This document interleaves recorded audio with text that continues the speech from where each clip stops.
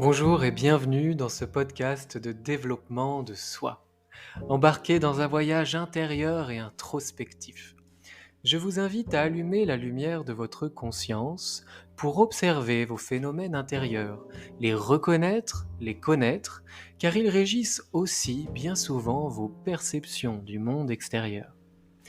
Grâce à ce travail de conscience lumineuse, passer de l'introspection à l'action, de la connaissance de soi à la réalisation de soi, en plein alignement avec qui vous êtes vraiment. Je m'appelle Romain, formateur et coach aux multiples passions et expertises, et avec mes outils variés, tels que le coaching, la programmation neurolinguistique, la sophrologie, la méditation, l'hypnose, l'equi-coaching, le reiki ou encore le bilan de compétences, je vous accompagne de manière personnalisée, sur mesure, dans votre développement personnel ou professionnel. Pour cheminer vers vos objectifs, révéler vos ressources et dépasser vos obstacles. En tant qu'ancien cavalier professionnel de saut d'obstacles, croyez-moi, ça me connaît. Retrouvez tout ce que je propose sur romainbamaison.fr. Très bonne écoute. Bonjour à tous, je suis ravi de vous retrouver pour un nouveau podcast et encore plus pour ce sujet des 5 blessures qui empêchent d'être soi-même, que j'ai eu envie d'appeler les 5 blessures de l'être. C'est vraiment un ouvrage de référence, tout ce que je vais dire, j'ai rien inventé. J'ai expérimenté en revanche les blessures, j'ai fait ce travail aussi sur moi, d'identifier ma blessure principale et surtout mes 2 blessures principales, et de voir comment je me retrouvais aussi dans les autres et dans les masques qui correspondent à ces blessures.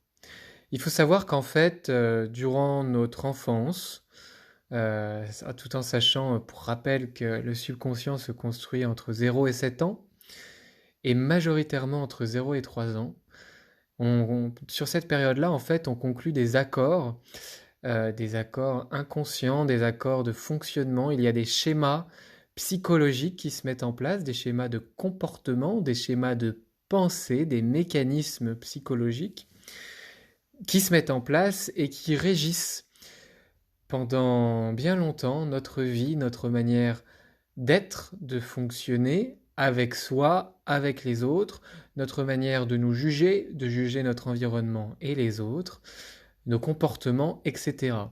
Donc c'est vraiment un travail intéressant que de se pencher sur ces blessures et de voir quelles sont nos blessures à nous, principales.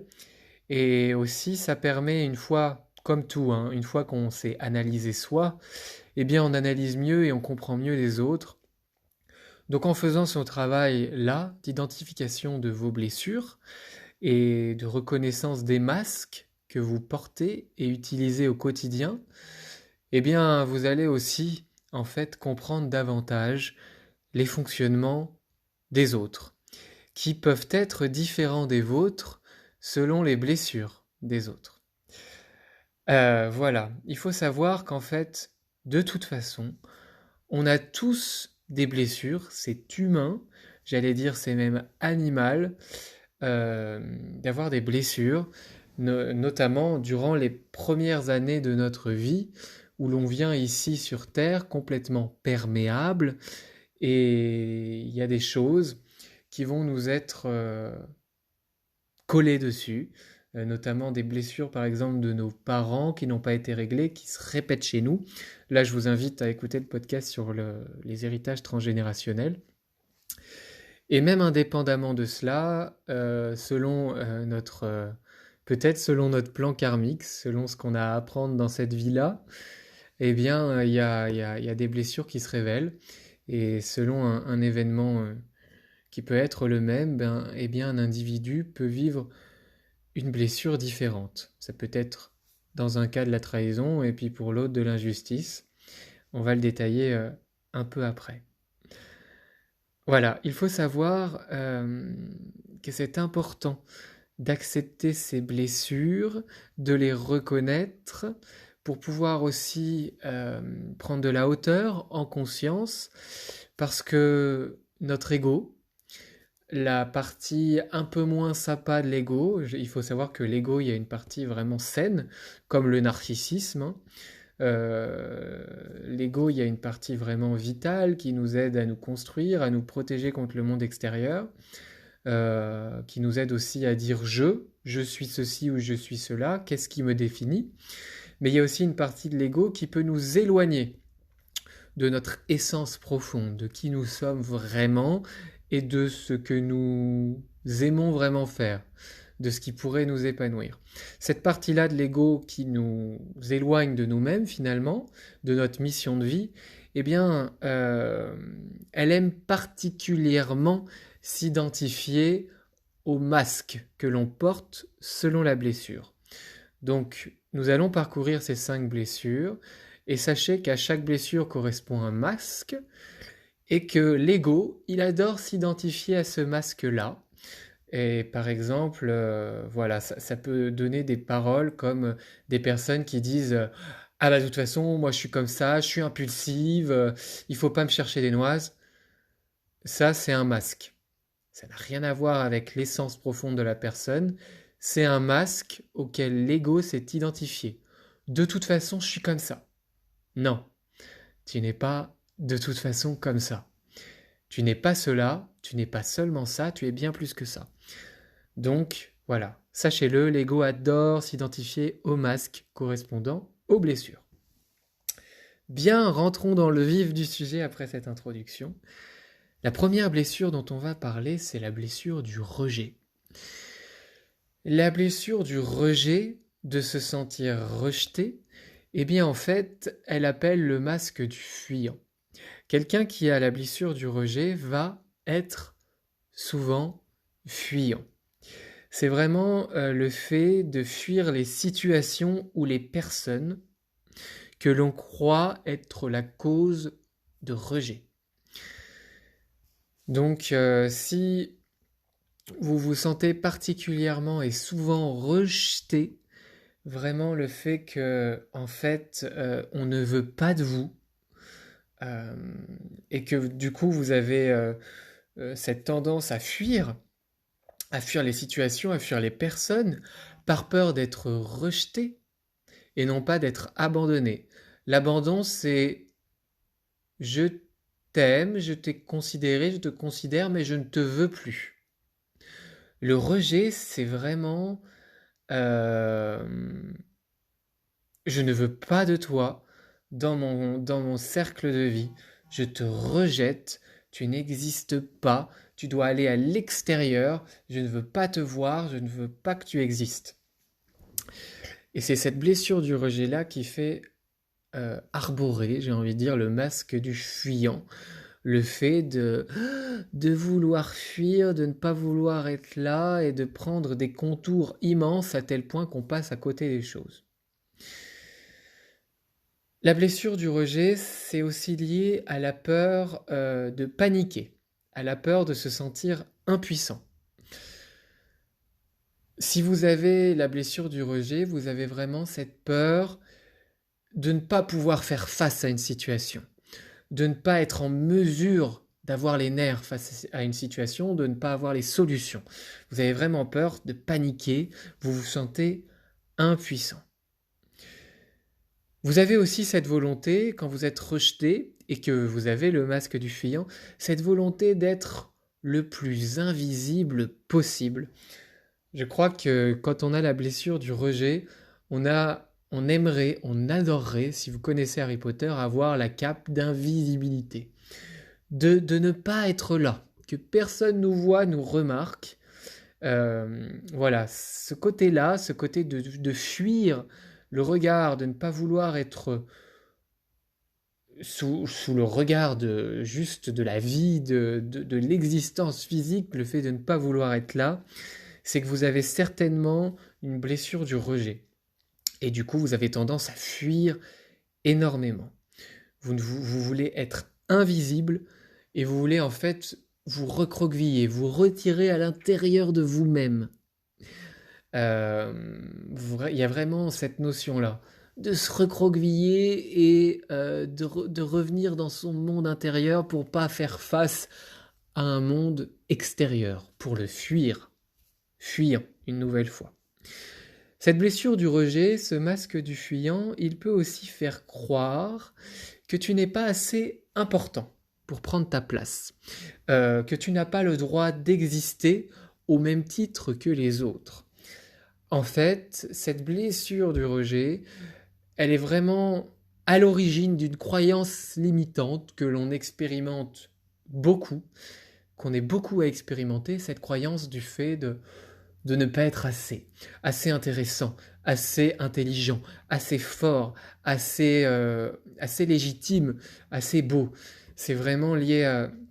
Voilà, le rejet, c'est le fait de se sentir pas assez. Ça peut être dans une fratrie, dans une famille, d'avoir été, par rapport à d'autres, comparé, diminué et rejeté. Ou en tout cas, on s'est senti rejeté. On a l'impression qu'on n'a pas été assez bien pour être accueilli dans le cercle familial au même titre que les autres. On n'est pas aussi bien que les autres. Et ça, c'est très facile pour un enfant de le vivre comme ça. Rappelez-vous, quand on est enfant, on vit plein de fois cette blessure du rejet.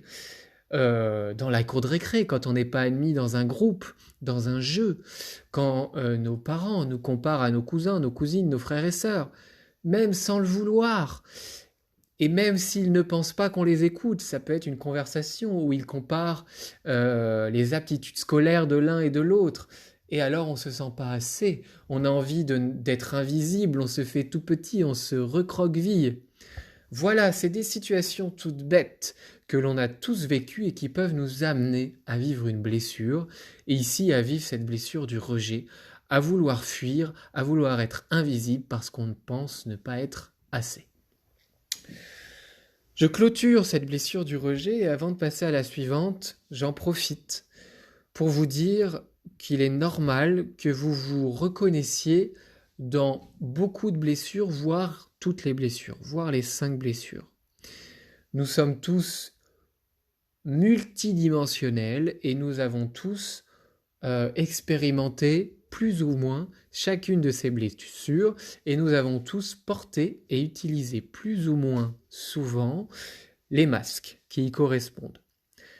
Mais il y a vraiment toujours une ou deux blessures qui vous, qui vous définissent, non, qui ne vous définissent pas, mais que vous expérimentez davantage, que vous avez vécu, par laquelle vous avez été marqué un peu plus que les autres. Et ce sont des blessures dans lesquelles vous allez vous reconnaître par rapport à vos comportements.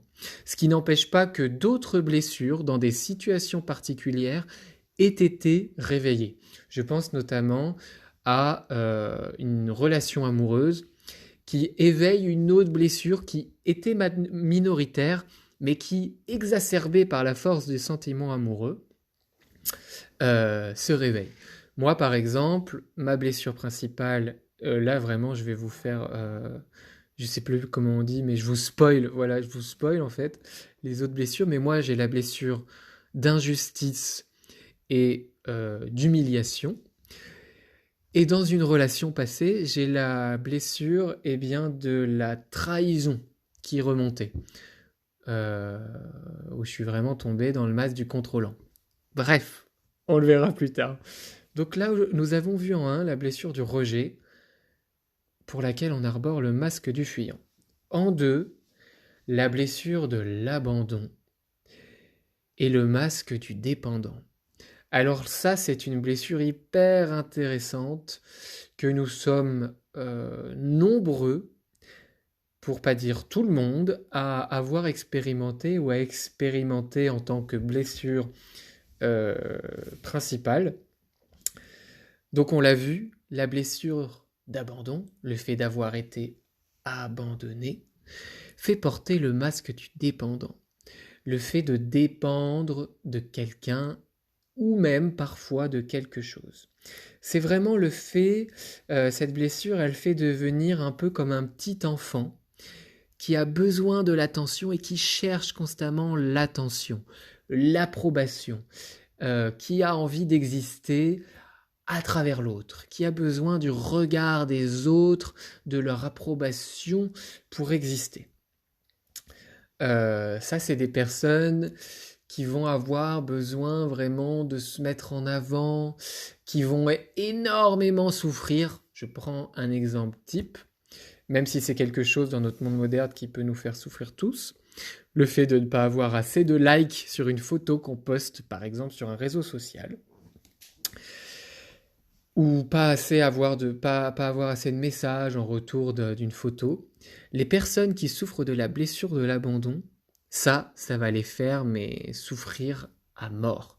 C'est-à-dire que si elles postent une photo, elles vont avoir envie vraiment d'être reconnues, que les autres aiment, répondent, et elles vont chercher parfois, et même souvent, à se moduler pour correspondre aux attentes des autres, afin d'être sûr d'être validé. Petite parenthèse, sachez que le meilleur moyen que les autres nous aiment vraiment et nous considèrent, c'est que nous soyons nous-mêmes et que nous affirmions pleinement nos convictions, nos idéaux, ce que nous sommes. Avant d'en arriver là, il est possible que nous passions par cette blessure de l'abandon et il est possible que ça soit une de vos principales blessures. Ça, c'est vraiment une blessure, j'ai envie de dire, si on fait des statistiques, voilà, c'est une blessure prédominante en tant que blessure primordiale. Et donc, c'est vraiment le fait du masque du dépendant d'aller chercher à l'extérieur, chez l'autre, ce que on ne se donne pas à soi. C'est un vide à l'intérieur que l'on comble par le regard de l'autre.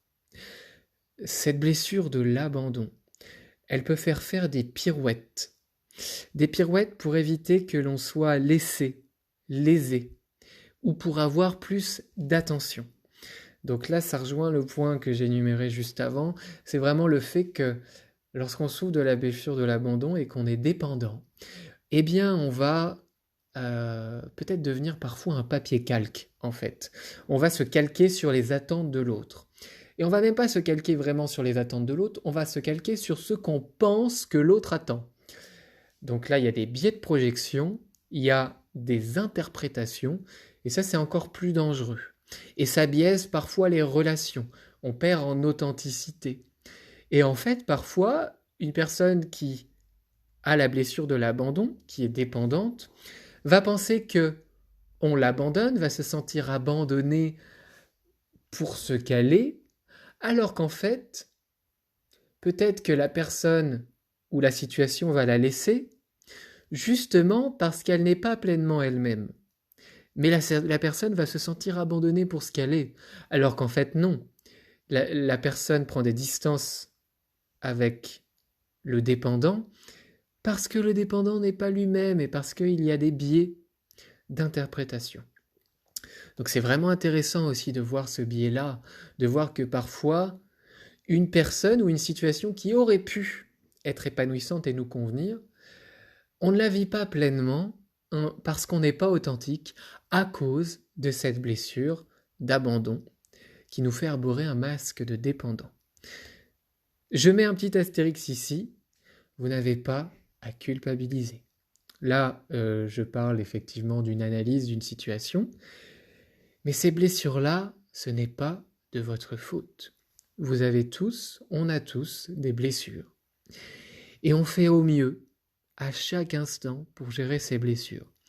Si vous écoutez ce podcast, eh bien, vous pouvez déculpabiliser fois 1000 parce que vous êtes en plus sur un chemin de développement de soi. Vous êtes sur un chemin de conscientisation et vous allez vous libérer de ces blessures. Vous allez peut-être toujours utiliser ces masques, mais sans vous y identifier. Donc voilà, là on parle des choses, des schémas comportementaux, mais vous n'êtes pas coupable. Ne culpabilisez pas. Grâce au travail de conscience, on va voir que nous sommes responsables de nos comportements, de nos émotions, ça nous incombe pleinement, nous sommes responsables, mais nous ne sommes en aucun cas coupables. Voilà. La blessure de l'abandon, continuons, ça peut même convaincre d'aller jusqu'à, et inconsciemment, d'aller jusqu'à se rendre malade, ou à aller dans une position de victime pour différents problèmes, et tout ça pour obtenir le support ou le soutien espéré. Par exemple, dans une relation de dépendance, avec une personne qui a la blessure de l'abandon et qui a peur d'être abandonnée, eh bien cette personne, elle peut se mettre dans la position de victime ou générer un mal-être, des maux, MAUX, voire une maladie. Et ça, c'est vraiment des choses inconscientes. La maladie, c'est un mal à dire. Et la blessure de l'abandon peut amener inconsciemment une personne dans cette position de victime pour attirer l'attention de l'autre, plus exactement, l'attention. C'est aussi le besoin, lorsqu'on a la blessure de l'abandon, de demander l'avis des autres, de se montrer comme incapable de faire face à la situation soi-même, d'avoir absolument besoin d'aide. La blessure de l'abandon, qui fait arborer ce masque de dépendant, fait que vous allez peut-être demander constamment de l'aide, constamment l'avis des autres, et que vous ne pouvez pas, ou vous pensez ne pas pouvoir passer à l'action sans l'avis des autres, sans leur aide. Alors qu'il n'est pas rare qu'une fois que vous avez eu les conseils et l'aide des autres, que vous n'écoutiez pas du tout et que vous fassiez comme vous l'aviez prévu, sans tenir compte des conseils des autres. Quand ça se passe comme ça, c'est vraiment le masque du dépendant, la blessure de l'abandon. Vous saviez ce que vous vouliez faire, vous saviez comment le faire, mais comme vous avez besoin d'exister à travers l'autre, vous demandez son avis quand même. Inutile de préciser que le masque de l'abandon, la blessure de l'abandon et le masque du dépendant peuvent t'amener à des dépendances émotionnelles, à des relations de dépendance, notamment dans la relation amoureuse. Celui qui a peur de l'abandon, qui a la blessure de l'abandon, va tomber dans la dépendance affective, bien souvent. Ses humeurs vont dépendre de l'autre. Sa manière d'agir va dépendre de l'autre. Il va être en fait comme un papier calque. Il va chercher à correspondre aux attentes de l'autre. Il va de moins en moins, le dépendant, passer à l'action par lui-même dans une relation, parce qu'il va toujours avoir envie que l'autre soit avec lui, ou bien il va avoir envie de demander toujours l'approbation, de demander à l'autre, ou bien de le prévenir avant de faire quoi que ce soit. Ça peut être sain, ça peut être simplement de la communication, mais quand c'est nécessaire, c'est de la dépendance. En fait, le dépendant, il pense qu'il peut arriver à rien tout seul. Il pense qu'il a besoin constamment de soutien. Et c'est pourquoi il cherche constamment à attirer l'attention. Et c'est pourquoi il va tomber dans cette position de victime. Je pense là à quelqu'un que je connais bien, qui répète des schémas conflictuels, qui est dans ses relations amoureuses et amicales, dans la dépendance, c'est tout ou rien. C'est-à-dire que soit il est dépendant, c'est des relations fusionnelles, cette personne, soit il est une victime et il va vraiment se placer dans la position de victime, il ne va pas réfléchir à savoir pourquoi cette situation a été amenée, qu'est-ce que lui a mis comme eau au moulin pour faire tourner ce moulin, amener des situations conflictuelles. Il va vraiment être dans la position de victime, à parler que des défauts de l'autre, que ce qui fait que l'autre a généré cette situation. Ou alors, de la fusion. Il y a vraiment ce côté ambivalent quand on est dans une forte blessure d'abandon et qu'on arbore le masque du dépendant. On est une victime, Dans des situations conflictuelles, c'est la faute de l'autre. Et en revanche, quand tout se passe bien, c'est fusionnel, on est dépendant et on supporte mal l'absence de l'autre. Voilà pour cette blessure de l'abandon, dans laquelle on est souvent beaucoup à se reconnaître. Troisième blessure, c'est la blessure de l'humiliation et le masque du masochiste. Quand je vous dis ça, j'ai des frissons dans le dos parce que moi, c'est une de mes blessures principales, entre injustice et humiliation. Et donc, je suis pleinement dans l'humiliation et je suis avec le masque du masochiste. Une personne qui a été humiliée, donc comme je vous l'ai dit, hein, ça remonte bien souvent, pour ne pas dire toujours, à l'enfance. C'est d'avoir été là aussi comparé. Vous voyez, je vous parlais de comparaison dans la blessure du rejet, avec un sentiment de rejet. Et là, encore une fois, on peut vivre la même chose, mais le ressentir différemment. On peut être comparé et vivre l'humiliation. Moi, je vais parler beaucoup de moi dans cette blessure, et c'est pas du tout un ego trip, c'est juste que c'est une expérience personnelle, et moi, je vis cette blessure à fond. La blessure de l'humiliation, c'est vraiment... on a été comparé, on a été diminué par rapport aux autres. C'est une pédagogie de l'échec. Dans mon enfance, on m'a comparé aux autres quand ça allait mal. On m'a toujours dit, quand j'avais des mauvaises notes ou quand j'avais des résultats sportifs un peu moins bien, on me comparait aux autres. Oui, mais regarde, lui, il arrive à ça et pas toi. Oui, mais regarde, lui, il sait faire ça, pas toi. C'est humiliant.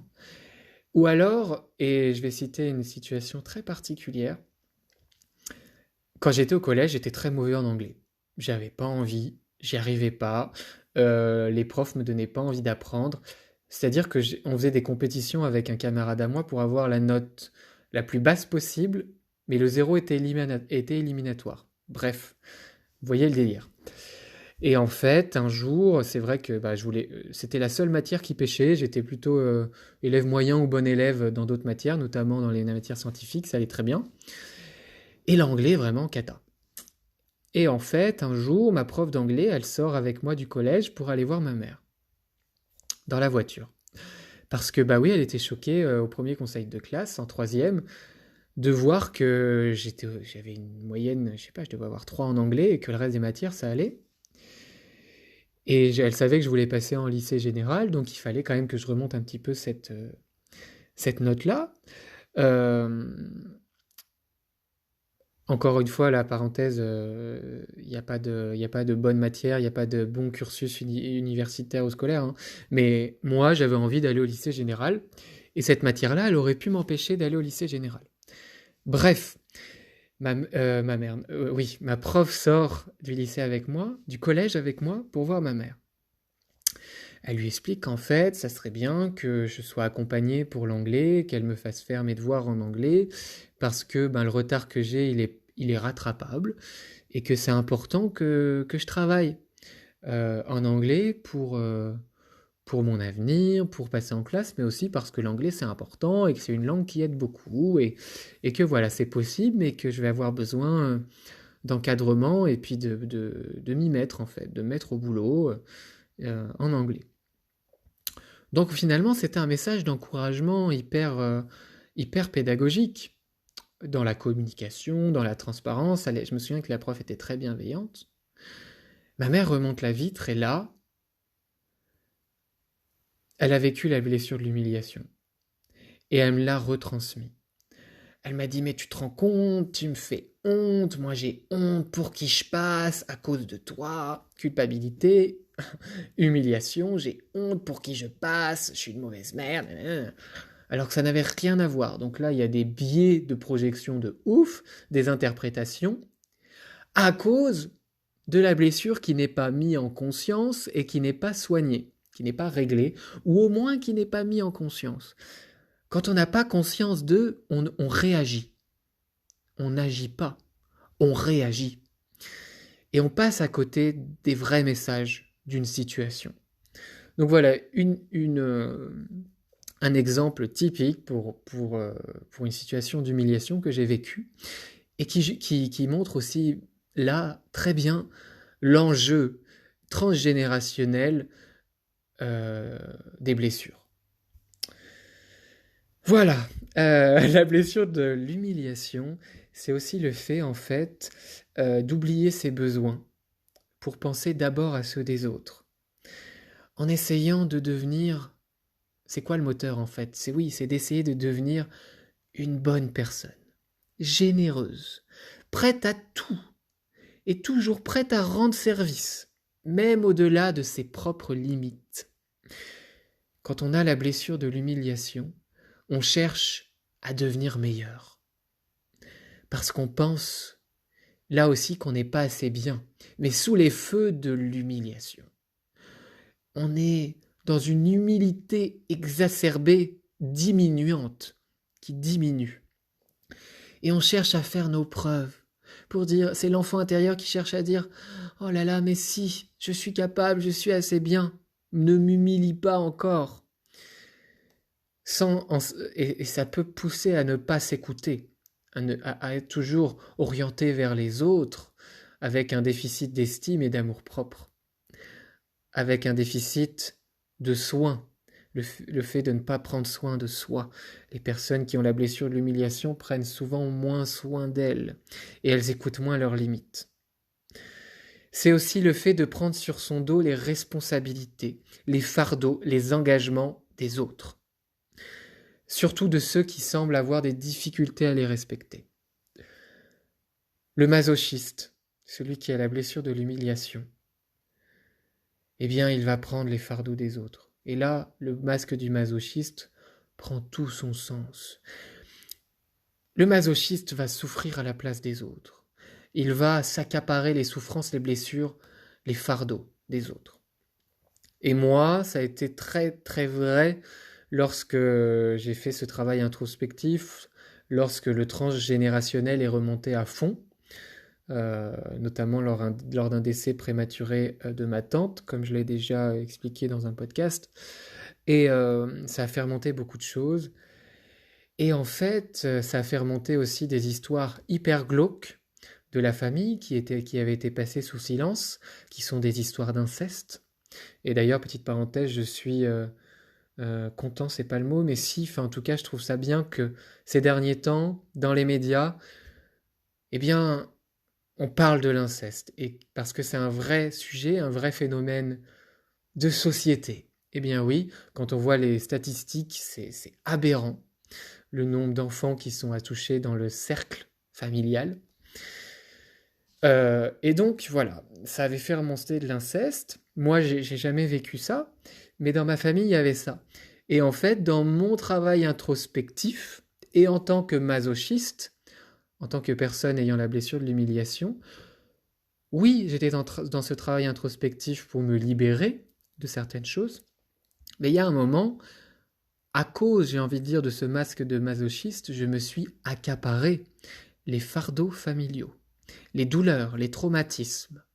En tant que masochiste, en tant qu'humilié, eh bien, j'avais ce besoin d'être dans le pathos, de souffrir, de ressentir la douleur au maximum, de me rapprocher au maximum de la douleur des victimes de ma famille. Je me suis accaparé ces fardeaux, ces traumas-là.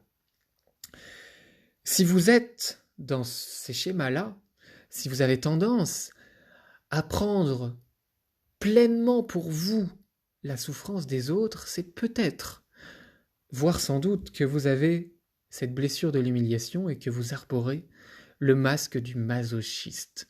Le masochiste, il a envie de se faire du mal, sans le vouloir, c'est inconscient. Il se fait du mal. Le masochiste va vraiment se dire à lui-même des choses horribles. Il va se mettre à l'épreuve, il va mettre son corps à l'épreuve. Il va parfois faire des régimes trop durs. Il va faire de l'exercice à outrance. En fait, c'est le fait de ne pas s'écouter. Et il va avoir un regard sur lui-même qui est très dur. Pour parler encore de moi, et je m'épanche un peu sur cette blessure-là, sur le masque du masochiste, moi, c'est par rapport à mon physique. Quand je retombe dans la blessure de l'humiliation, du fait d'éprouver de la honte, eh bien, en fait, je me dis des choses affreuses. J'ai honte de sortir de chez moi. J'ai honte de mon physique. J'ai l'impression que les gens me regardent parce que je suis affreux, parce que je suis un monstre, parce que je suis moche, parce que je suis laid, dissymétrique, gros, euh, difforme et tout ça. J'ai l'impression, quand je suis dans la blessure d'humiliation, de ça. Et ça, c'est quoi? C'est du masochisme. Et je me dis des choses affreuses. Que je suis horrible, affreux, pas assez bien, je suis honteux. Eh bien ça trouve la source dans une blessure d'humiliation vécue pendant l'enfance. Pour finir sur cette blessure de l'humiliation, souvent il y a beaucoup de retenue dans la parole. Parce que le masochiste, il a appris qu'il n'avait pas le droit de dire les choses et que cela pourrait nuire à autrui, que sa parole n'était pas assez bien, qu'elle pourrait faire du mal. C'est vraiment dans l'enfance, quand on a été culpabilisé et humilié de sa parole, quand on a été pointé du doigt pour ce qu'on a dit. Par exemple, un enfant qui dit quelque chose et le parent va lui dire « Regarde, tu fais pleurer machin, c'est de ta faute, tu lui fais du mal. Ça, c'est humiliant. Et ça, c'est hyper dur, c'est culpabilisant. Et du coup, après, dans la vie adulte, on va retenir sa parole. Parce qu'on va avoir l'impression qu'elle fait du mal à l'autre. Alors qu'en fait, sa parole, elle peut être aidante. Surtout quand on a fait ce travail de conscience-là. La parole peut être juste. Et puis j'ai envie de dire que tout ce qui est dit ne reflète que votre vérité à l'intérieur. Donc il y a toujours de la vérité dans ce qui est dit. Ce qui n'empêche pas effectivement de ne pas dire tout et n'importe quoi à tout le monde et n'importe qui. Voilà, il est important de réfléchir au poids de ses mots et à équilibrer son chakra de la gorge, pour revenir sur le dernier podcast. Que les mots soient justes et purs. Mais pour un enfant, voilà, un enfant qui libère sa parole et qui a été humilié, culpabilisé, et bien ensuite, s'il est dans la blessure de l'humiliation, en tant qu'adulte, il va peut-être être amené à se taire, alors que sa parole, elle aurait pu être un cadeau pour une situation ou pour quelqu'un. Voilà, et enfin, les blessures d'humiliation, le masochiste, eh bien c'est des personnes qui ont souvent le don de faire rire, qui sont un petit peu des pitres et qui ont tendance à avoir beaucoup d'autodérision, à rire d'eux-mêmes, à se moquer d'eux-mêmes. Moi, je suis un peu comme ça, pour pas dire beaucoup. Alors c'est super rigolo, mais ça cache quoi? Ça cache du masochisme. Là, c'est vraiment de l'autodérision qui peut être poussée à l'extrême et qui cache en fait une malveillance envers soi-même. Donc si vous êtes dans la blessure de l'humiliation, faites attention à vos blagues. Faites-les en âme et conscience. Ne vous faites pas du mal, même en rigolant. Bien, on a vu 3 blessures, le rejet et le masque du fuyant, l'abandon et le masque du dépendant, l'humiliation et le masque du masochiste. Il nous reste 2 blessures, et la 4e, c'est la blessure de la trahison et le masque du contrôlant. Alors, il n'est pas rare que la personne qui a la blessure de l'abandon et qui soit dépendante soit aussi dans la blessure de la trahison et soit contrôlante. Mais ces 2 blessures sont vraiment 2 blessures distinctes, avec des schémas comportementaux distincts, mais qui peuvent être joints parfois chez une même personne, dans une situation ou dans une relation. Lorsqu'on a vécu la blessure de la trahison, on devient méfiant. C'est les personnes méfiantes, sceptiques, sur leur garde, et qui sont du coup autoritaires et intolérantes à cause de ces attentes. Elles sont sceptiques, sur leur garde, méfiantes, et elles ont peur d'être trahies. Que leur confiance soit trahie. Et du coup, elles vont essayer de contrôler au maximum les personnes et l'environnement. Dans le milieu professionnel, les personnes qui sont majoritairement dans la blessure de la trahison, et ben ça va faire des personnes qui sont dans l'obsession du contrôle, qui ont du mal à déléguer et qui vont faire les choses, qui vont peut-être avoir une surcharge mentale parce qu'elles vont vouloir tout faire par elles-mêmes, par peur d'être trahies et donc par besoin de contrôler. Le contrôlant fait tout pour montrer qu'il est une personne forte et qu'il ne se laisse pas avoir ou faire facilement. Le contrôlant, c'est vraiment cette personne qui va dire voilà, moi je me laisse pas marcher sur les pieds, qui va dire la confiance n'évite pas le contrôle, j'ai besoin de vérifier, tatati tatata.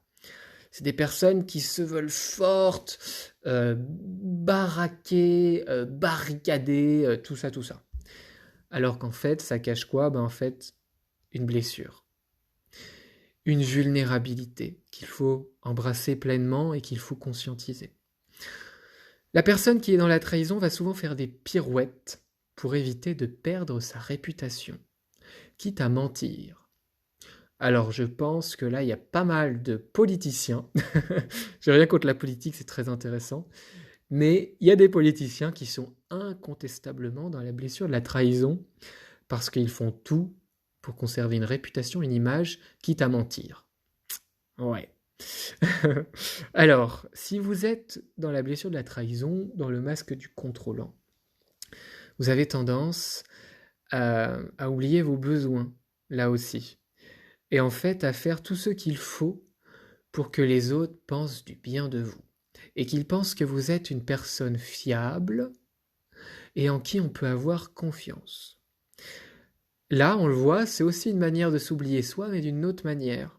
Pour conserver l'image, la réputation et la force. Voilà, je suis contrôlant. Et je te montre que je contrôle tout, que je suis fort. Et je fais tout, quitte à ne pas écouter mes besoins fondamentaux, pour te montrer que je suis fort et que je contrôle la situation.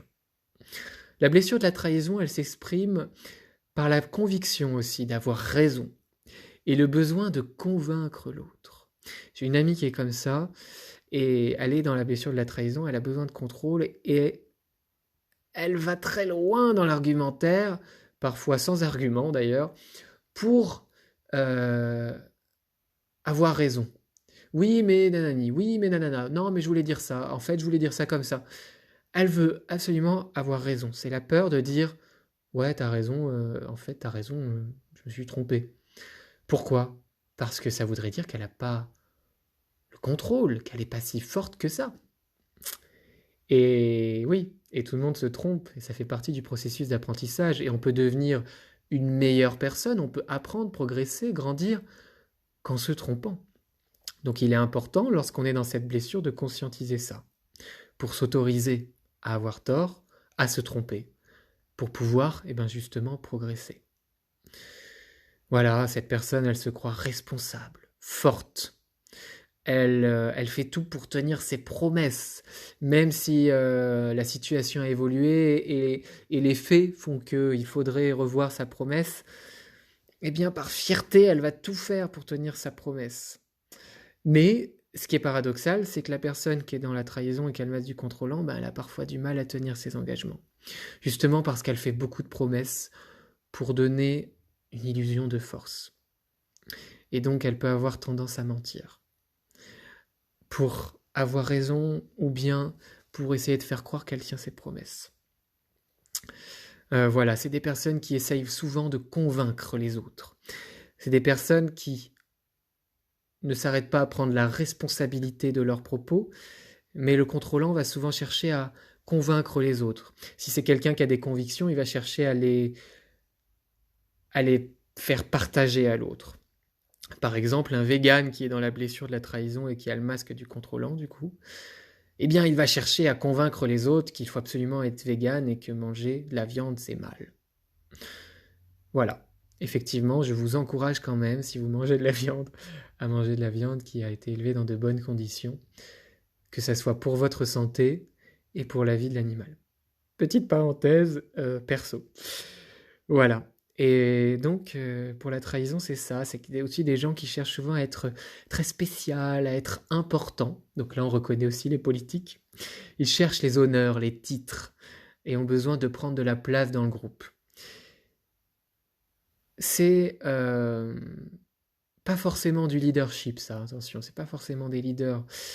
Les contrôlants, ça peut être parfois, lorsque la blessure est exacerbée et qu'elle n'est pas mise en conscience, ça peut être des tyrans. Pour rappel, un leader, il révèle les autres au service d'un but commun. Un tyran, il diminue les autres et il inhibe leur talent. Donc voilà, petite parenthèse, si vous avez des personnes autour de vous qui sont des contrôlants tyranniques, ce ne sont pas forcément des leaders, bien qu'ils pourraient l'être s'ils travaillaient sur leurs blessures. Anyway, voilà. Dernière blessure, cinquième blessure, c'est la blessure de l'injustice et le masque du rigide. Donc là, je vais dire aussi beaucoup moi, je et patati et patata, mais en fait, c'est parce que voilà, c'est aussi ma blessure principale avec l'humiliation et l'injustice est même sur le haut du podium. Je souffre énormément de la blessure de l'injustice et je porte beaucoup le masque du rigide et mon entourage en est incroyablement témoin. Même si je m'améliore, j'essaie de m'adoucir. Eh bien, les personnes qui souffrent de la blessure de l'injustice, c'est souvent des personnes froides, brusques, sèches au niveau du ton, comme je peux le faire là parfois. Et dans les mouvements, c'est des personnes qui peuvent avoir des mouvements assez marqués. C'est des personnes qui sont souvent animées par de fortes convictions, par de forts idéaux, et qui vont vraiment ne pas hésiter à se montrer rigides pour servir la justice, la justesse. C'est vraiment des personnes qui sont animées par la justice, par ce sentiment de justesse, par l'exactitude des mots employés. Moi, je suis terrible, j'essaie de travailler dessus, mais je reprends constamment les proches qui utilisent des mots à mauvais escient. J'accorde une importance mais primordiale à la justesse des mots et je supporte pas. C'est-à-dire que ma blessure d'injustice est si grande que je ne supporte pas, même dans une conversation courante, même si l'on parle de papier toilette ou j'exagère, mais même si l'on parle de cuisine ou je sais pas quoi, je ne supporte pas que les mots, et vous voyez, ça m'énerve. Donc là, on voit que j'ai un réservoir de colère et une blessure de l'injustice très vivace. Ça me rend donc rigide, masque de la rigidité, parce que je ne supporte pas qu'on utilise des mots qui ne soient pas adaptés. Voilà. Et c'est aussi des personnes souvent, ces personnes-là, comme moi, qui souffrent de la blessure de l'injustice, qui sommes dans le masque du rigide, eh bien c'est des corps souvent rigides. Moi je fais du yoga, mais waouh, je suis vraiment rigide, j'étais comme un bout de bois, quoi. J'ai mis longtemps à toucher par terre sans plier les genoux. Voilà. Ça, c'est vraiment l'approche holistique, en fait, de la santé. C'est que notre corps est le miroir de notre esprit. Et vice-versa. C'est-à-dire que le bien qu'on fait à notre esprit, à notre corps, se voit dans notre esprit. Nous sommes un tout. Et nos blessures psychiques, eh bien, elles se voient dans le corps. Les yeux sont le miroir de l'âme et le corps est le miroir du psychique. Et quand je disais une maladie, c'est un mal à dire, ça le prouve bien. Donc le corps peut devenir rigide. C'est des personnes qui sont perfectionnistes, impatientes, critiques, intolérantes face à elles-mêmes et donc face aux autres. Il faut savoir que quand on s'impose cette rigueur tyrannique, parce que la rigueur c'est bien, mais ça peut être là pour les personnes qui souffrent de cette blessure d'injustice, de la rigueur tyrannique, il faut savoir qu'on a tendance à l'appliquer à notre relation à l'autre. Et à être très critique, très perfectionniste, très exigeant, parce qu'on l'est avec nous-mêmes. Et c'est comme tout, toutes les émotions sont des patates chaudes, qu'on ne garde pas en main. Et on le transmet aux autres. Si on a un réservoir en nous de poison émotionnel, eh bien on va le déverser sur les autres. Des personnes aigries, en colère, qui pètent des câbles pour rien, qui insultent facilement et qui disent des paroles méchantes, c'est parce qu'elles ont de la méchanceté en elles, parce qu'elles sont d'abord méchantes envers elles-mêmes. Donc ayez conscience, lorsque vous observez une personne qui vous a l'air noire ou méchante, eh bien dites-vous qu'elle est en grande souffrance. Ça ne veut pas dire permettre, mettez des barrières, protégez-vous, mais ayez conscience que cette personne souffre énormément. Donc un réservoir de colère. Je vous parlais tout à l'heure, juste avant, là, de ma colère, quand ça m'énervait de parler des gens qui utilisent pas les mots à bon escient, voilà. Quand on arbore le masque du rigide, qu'on est blessé par l'injustice, eh bien on a souvent un grand réservoir de colère en nous. Le rigide se rend compte parfois, ou il croit parfois se rendre compte, que l'on l'apprécie en fait plus pour ce qu'il fait que pour ce qu'il est. Le rigide, les personnes qui souffrent de la blessure de l'injustice ont souvent tendance à s'identifier au faire et non pas à l'être. C'est des personnes qui peuvent avoir tendance à s'identifier à leur fonction professionnelle, au sport qu'ils font. Moi, j'ai été comme ça. Quand j'ai été cavalier professionnel, je n'étais que ça. Et quand j'ai commencé le management, je n'étais qu'un manager et je n'étais qu'un étudiant en management dans une des meilleures écoles, patati patata, là pour servir l'ego et tout ça. Rigidité, à fond. Donc voilà, on peut avoir tendance à s'identifier au faire et aux fonctions, à ce que l'on fait plutôt à ce que l'on est. Et du coup, on peut avoir tendance effectivement à penser que les autres nous apprécient pour ce que l'on fait. Donc ce qui peut donner des résistances au changement, une peur d'entreprendre ou une procrastination. Alors que dites-vous bien que les autres vous aiment pour ce que vous êtes, pour ce que vous transmettez par votre aura, votre amour, votre âme, bref, pas ce que vous faites. Ce que vous faites peut participer à vous nourrir en tant qu'être, mais ça ne vous définit pas dans la totalité. Souvent, le rigide, je rigole parce que c'est carrément ça, il est souvent persuadé d'avoir raison face à l'autorité. Et même s'il craint cette autorité, s'il pense défendre la justesse et la justice, eh bien le rigide va monter au créneau. Et il se justifiera jusqu'à ce qu'on lui donne raison. Et là, c'est pas la même motivation que le contrôlant dans la blessure de la trahison. Par peur de perdre un statut. Le rigide, c'est par conviction de servir la justice et la justesse. En cas d'explication, le rigide, il exige que l'autre soit extrêmement clair. Il demande tous les détails et il faut que les mots soient justes. Voilà, dans des situations professionnelles, ça c'est vrai aussi. Waouh, j'ai jamais fait un podcast aussi long, mais le thème des 5 blessures de l'être, c'est un thème qui est vaste. C'est une bible, ce livre de Lise Bourbeau. Je vous invite absolument à le lire. Pour moi, avec les 4 accords Toltec, et aussi le livre de santé holistique qui s'appelle Dis-moi où tu as mal et je te dirai pourquoi. Pour moi, ce sont les 3 livres. 4 accords Toltec, les 5 blessures et Dis-moi où tu as mal, je te dirai pourquoi. Ce sont mes 3 livres qui ne quitteront jamais ma bibliothèque. Ou qui quittent parfois parce qu'en fait, je prête un livre et puis on me le rend jamais, je sais plus à qui je l'ai prêté. Donc, par exemple, les 4 accords Toltec, je les ai achetés 3 fois et les 5 blessures 2 fois. Bref, ça a profité à des gens, c'est cool. Voilà, pour ce podcast, j'ai quand même envie de finir sur quelques mots orientés healing, guérison. Il faut savoir que ces masques, vous pouvez vous en servir. Ils sont aussi là pour vous protéger, pour pouvoir vous adapter de temps en temps à certaines situations ou à certains interlocuteurs. En revanche, ces masques, ils ne doivent pas être utilisés uniquement, ils ne doivent pas être utilisés à outrance, à 100%, et surtout, ils ne vous définissent pas. Ayez bien conscience de vos blessures, ne culpabilisez pas, vous êtes responsable de vos émotions et de vos comportements. C'est un long chemin de pouvoir contrôler, mais au bon sens du terme, ses comportements et communiquer avec ses émotions pour ne pas s'y identifier notamment. Donc vous n'êtes pas coupable, mais vous êtes effectivement responsable. Vous n'êtes pas vos comportements, vous n'êtes pas vos masques. Vous êtes bien plus que cela.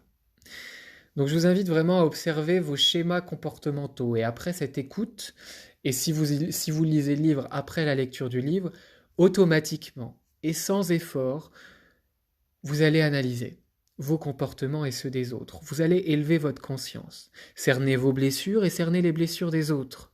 Vous allez vous rapprocher de vous-même, de ce que vous êtes et de ce que vous voulez vraiment. Voilà. Tout ça aussi, ce travail-là, c'est une vraie communication avec votre enfant intérieur. Ces blessures-là, elles sont générées dans l'enfance.